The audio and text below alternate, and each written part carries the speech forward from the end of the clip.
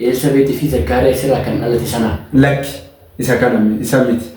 Ilmaan Zabdiyoos irra jedhaman keessaa tokkodha inni kun. Okay. Amma Yohaannis fannoo jalatti Waaqayyoon haala teenye qulqulleetti fudhatee galee. Kan fudhatee galee kun Yohaannis saniin gargare jechuudha. Gargare wangeela kan isa barreesse akkasumas immoo ergaawwan gurguddaa sadii fi mul'ata Yohaannis isa barreesse jechuudha. Inni kun barataa gooftaa, barataa amanamaa, barataa jaallatamaa akkasuma Taawologoos Fiqura Egzii Waldana Gorgwaadhe.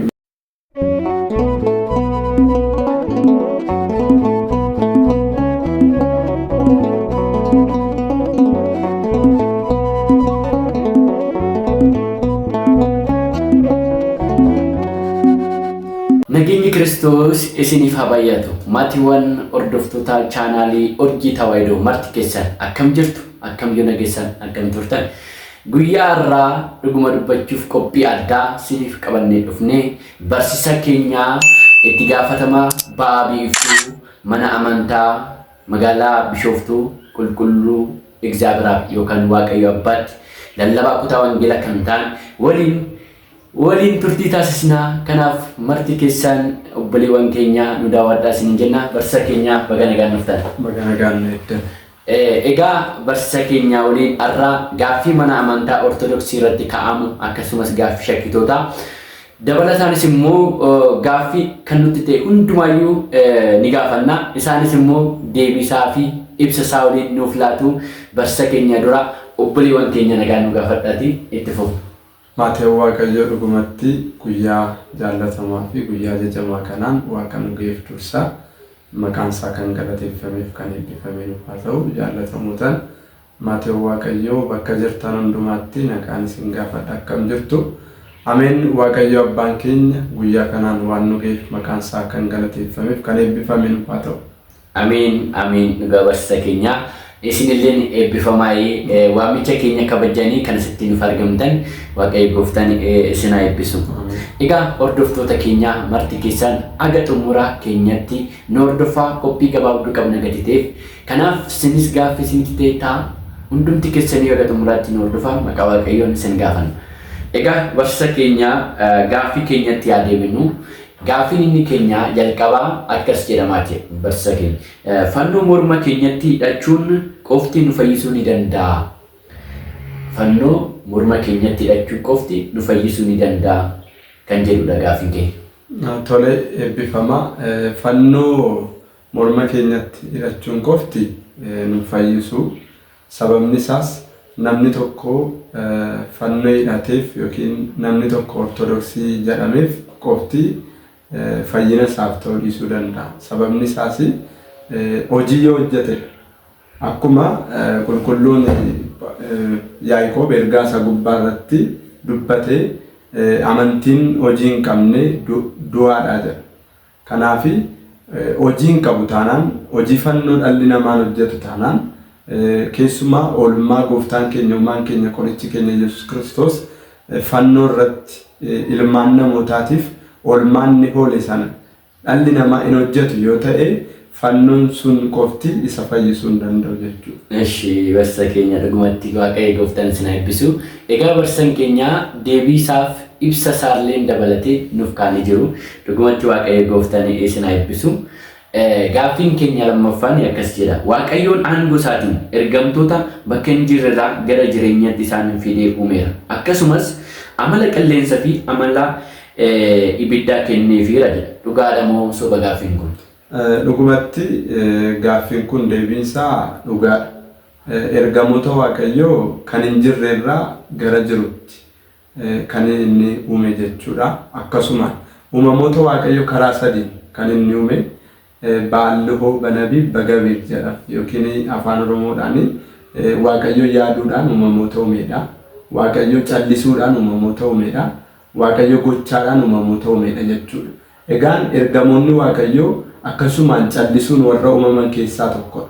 Fakkeenyaaf Waaqayyoo dubbachuudhaan uumeera rennu fakkeenyaaf ifa ta'e uumamoonni kun dubbatamanii jechuudha. Akkasumaan yaaduudhaan callisuudhaan Waaqayyoo uumamoota uume jechuudha tun dubbate.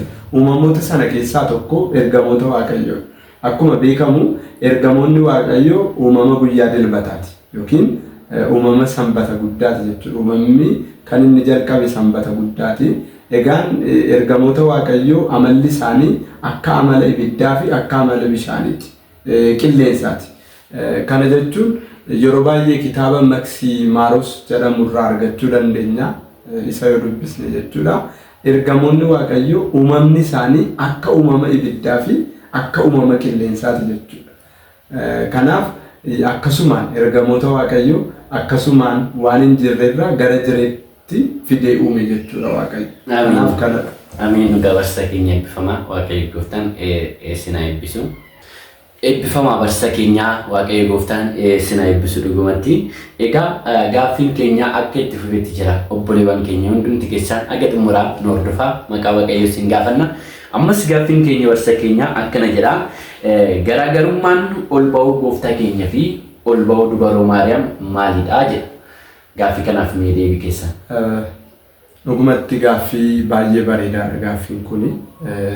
Garaagarummaan ol ba'uu haadha keenya qulqulleettii durboo Maariyaamii fi garaagarummaan ol ba'uu gooftaa keenya kana akkuma beekamu haati keenya qulqulleettii Maariyaam ol baateetti Daawit faaruu isaa gubbaa irratti faaruu 44 yookiin 45 lakkoofsa 9 gubbaa irratti wataqawwim nigist re'emaanaka jedha. Mootittiin mirga ilma ishee ni dhaabatti jedhee abbaan ishee Daawit waggaa 600 duratti waa'ee ishee faarsedha jechuudha. Kanaaf haati keenya qulqulleettii Maariyaam ol baateetti isa jedhamuu fi ol baateetti.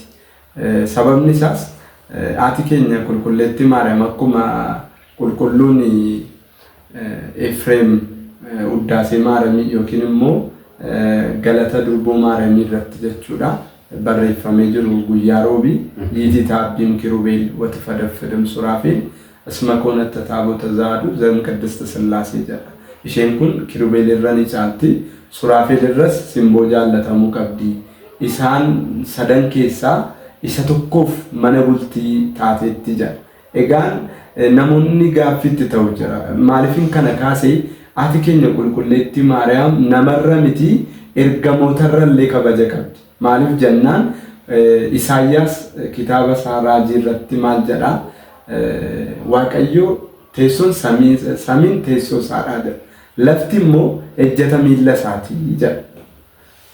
Egaan Waaqa amma kana ga'u dubartii hojjaan ishee gabaabduu taatee fi dubartii gadameessa dhiphoo taate haadha keenya qulqulleettii Maariyaam irraati kan inni dhalate. Egaa dubartoonni baay'ee jiru. Akkuma abbaan keenya qulqulluu Solomoon macaafa fakkeenyaa gubbaa irratti boqonnaa 31 lakkoofsa 29 irratti dubbate dubartoonni gaarii godhan baay'eetu jiru.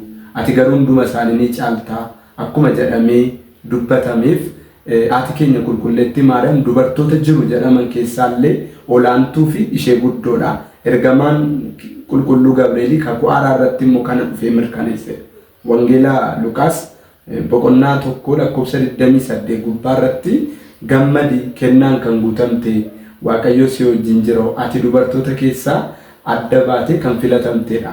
Jecha kana qulqulleettiin Elsaabeet dabaltee irra deebitee dubbatteetti. Wangeela Luqaas boqonnaa 1 lakkoofsa 40 jalqabnee yeroo dubbisnu qulqulleettiin Elsaabeet illee ati dubartoota keessaa kan eebbifamtedha jettiin. Egaan Elsaabeet kitaabni qulqulluu kan dhugaa ba'eef dubartii baay'ee qajeeltuudha. Qulqulleettiin Elsaabeet mataan ishee garuu yaada gooftaa koo ati gara koo dhufuun akkamitti naaf ta'a jettee lakkoofsa 42 irratti illee ammam haati keenya qulqulleettii Maariyaam ulfina akka isheen qabdu ammam kabaja akka isheen qabdu achirratti dubbatteetti. Egaa yeroon kana kaasu waa malee miti ergamootarra illee haati keenya qulqulleettii Maariyaam sila galata abbaa keenya qulqulluun Efreem galata durboo barreesse irratti guyyaa roobii maal jenne isheen kirubeel irra ni caalti, suraafeel irra simboo jaallatamuu qabdi.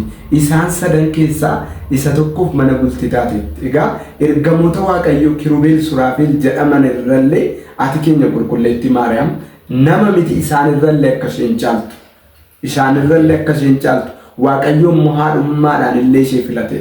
Kanaaf seera uumamaa boqonnaa 5 lakkoofsa 17 irratti Eenok deemsa isaa Waaqayyoo wajjin waan godheef Waaqayyoon fudhatame.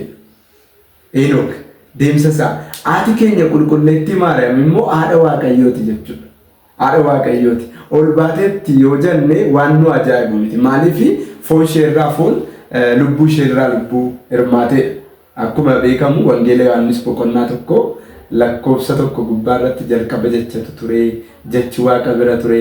Jechi sun Waaqa ture erga jedhee booda lakkoofsa 14 irratti maal jedha? Jechi sun foon ta'ee jedha. Jechi sun inni jalqaba ture. Inni kan inni foon ta'ee dubaroo Maariyaamiif. Kan inni foon fudhates dubaroo Maariyaamiif. Egaa akkuma hojii ergamootaa boqonnaa 1 lakkoofsa 9 gubbaa irratti maal jedha? Isin yaa namoota Galaatiyaa nanaa jedhan ergamoonni lamman sun ergamoonni adaadii uffatanii samiirraa gadi bu'an isin yaa namoota Galaatiyaa maal hojii gara samiitti asii ol ilaaltu jedhanii turan.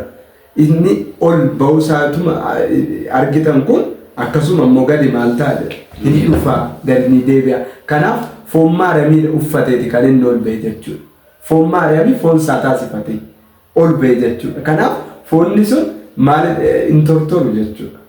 Akkuma ilma isheeti guyyaa 3 booda ol baate. Ol ba'uu ishee sun garuu ilma ishee wajjin garaagarummaa inni qabu kan isheen ol baate ilma isheeti.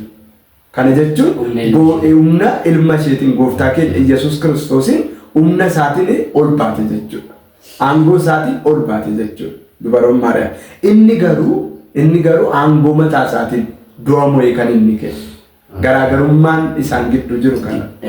Kanaaf kana Waaqayyo gooftaan isin eebbisu. Gaaffii kanaaf ibsa bal'aa fi deebisaa nuuf laatanii jiru dhugumatti. Waaqayyo isin eebbisu jecha. Gaaffii keenya itti fufnaa dhugumatti eebbifamaa Waaqayyo gooftaan isin eebbisu. Egaa gaaffiin inni afuraffaan akkas jedha. Dubaroon Maariyaam fannoo jalatti eenyuuf kennamte? Dubaroon Maariyaam fannoo jalatti eenyuuf kennamte? Namoonni baay'een garaagarummaa qulqulluu cuuphaa Yohaannis akkasuma Yohaannis abbaa wangeelaa akkasumas immoo Yohaannisiin gargar hin baasan kitaaba qulqulluu keessatti. Kanaaf Yohaannis isa kamiidhaan kan kennamte dubaroon Maariyaam kan jedhudha gaaffiin keenya. Isas immoo nuuf yaala. Eebbifamaa sagalee kana kan argannu wangeela Yohaannis boqonnaa 19 lakkoofsa 26 irratti. Haati keenya qulqulleettii Maariyaam ammas kan isheen laatamte Yohaannis abbaa wangeelaatiif. Egaa Yohaannis abbaa wangeelaa kun dudduubatti yoo gara dudduubaatti deebine wangeela Yohaannis boqonnaa 1 lakkoofsa 29 kaasnee illee ilaallee barataa Yohaannis Cuuphaa jechuudha. Yohaannis abbaa wangeelaa.